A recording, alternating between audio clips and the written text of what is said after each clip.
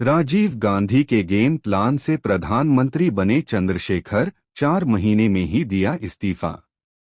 चंद्रशेखर कभी मंत्री भी नहीं रहे और 1990 में वो सीधे प्रधानमंत्री बने।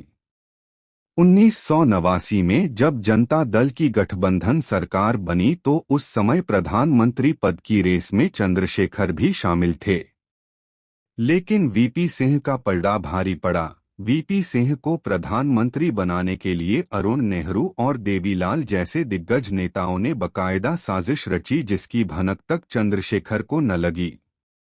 लेकिन वीपी सिंह की पारी बहुत लंबी नहीं चली और 11 महीने के बाद ही उनकी सरकार गिर गई और फिर चंद्रशेखर प्रधानमंत्री बने। दिलचस्प बात यह है कि भारतीय राजनीति के युवा तुर्क कहे जाने वाले चंद्रशेखर कभी मंत्री भी नहीं रहे और सीधे प्रधानमंत्री बने।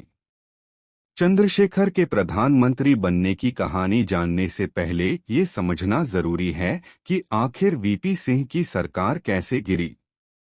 मंडल कमीशन पर मचे बवाल के बीच बीजेपी ने वीपी सिंह की सरकार से अपना समर्थन वापस ले लिया। वरिष्ठ पत्रकार राम बहादुर राय बताते हैं, वीपी सिंह की सरकार 2 कारणों से गिरी थी। एक तो जनता दल के आपस में झगड़े थे और दूसरा ये कि राजीव गांधी ने चंद्रशेखर से हाथ मिला लिया था। चंद्रशेखर के साथ 64 सांसद आ गए थे। उससे भी बड़ी घटना ये हुई थी कि 23 अक्टूबर 1990 को लाल कृष्ण आडवाणी की गिरफ्तारी के बाद बीजेपी ने वीपी सिंह की सरकार से अपना समर्थन वापस ले लिया था। इसके बाद सरकार अल्पमत में आ गई। इसके बाद हालात ये थे कि या तो तुरंत चुनाव कराए जाएं या फिर कोई वैकल्पिक सरकार बने। तो राजीव गांधी ने चंद्रशेखर से बातचीत की। चंद्रशेखर ने अपनी आत्मकथा जिंदगी का कारवां में इस बारे में लिखा है, एक दिन अचानक आर.के. धवन मेरे पास आकर बोले कि राजीव गांधी आपसे मिलना चाहते हैं। जब मैं धवन के यहाँ गया तो राजीव गांधी ने मुझसे पूछा, क्या आप सरकार बनाएंगे? मैंने कहा, सरकार बनाने का मेरा कोई नैतिक आधार नहीं है। मेरे पास सरकार बनाने के लिए पर्याप्त संख्या भी नहीं है। इस पर उन्होंने कहा कि आप सरकार बनाइए, हम आपको बाहर से समर्थन देंगे। इसके बाद सवाल उठे कि चंद्रशेखर कांग्रेस के समर्थन से सरकार कैसे बना सकते हैं। राम बहादुर राय कहते हैं, उस समय मंडल के विरोध में देश भर में खूनी वातावरण बना हुआ था। लोग आत्मदाह कर रहे थे।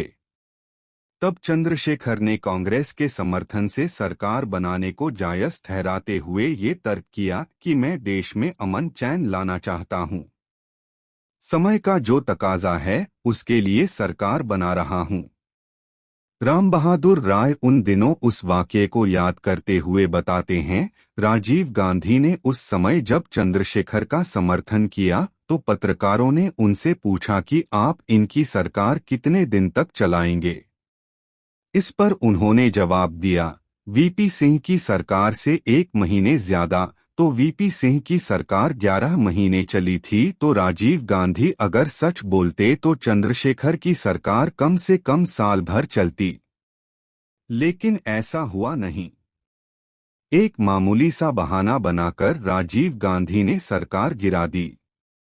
राजीव गांधी के समर्थन के बाद 64 सांसदों से चंद्रशेखर ने सरकार बनाने का दावा पेश किया और 10 नवंबर 1990 को भारत के 8वें प्रधानमंत्री पद की शपथ ली। चंद्रशेखर ने 6 मार्च 1991 को पीएम पद से इस्तीफा दे दिया।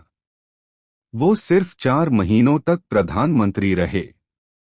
इसके बाद अगले प्रधानमंत्री चुने जाने तक यानी 21 जून 1991 तक उन्होंने ये पद संभाला। प्रधानमंत्री बनने के बाद जब उनके काम में कांग्रेस हस्तक्षेप करना शुरू किया तो ये चंद्रशेखर ने ऐसा करने से इनकार कर दिया। समर्थन वापस लेने की खबरों के बीच चंद्रशेखर ने प्रधानमंत्री पद से इस्तीफा दे दिया। बाद में राजीव गांधी ने ये भी प्रयास किया कि चंद्रशेखर अपना इस्तीफा वापस ले लें। शरद पवार अपनी आत्मकथा on my terms from the grassroots to the corridors of power में इसका जिक्र किया है।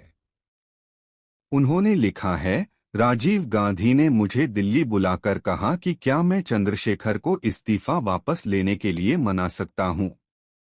मैं चंद्रशेखर के पास गया और इस्तीफा वापस लेने के लिए कहा। चंद्रशेखर ने तब गुस्से में कहा, आप प्रधानमंत्री के पद का कैसे इस तरह उपहास कर सकते हैं। उन्होंने ये भी कहा, जाओ और उनसे कह दो चंद्रशेखर एक दिन में 3 बार अपने विचार नहीं बदलता। अगर आपको यह जानकारी अच्छी लगी तो हमारे चैनल जीवन परिचय को सब्सक्राइब करें और लाइक करें और घंटी का बटन दबाना ना भूलें।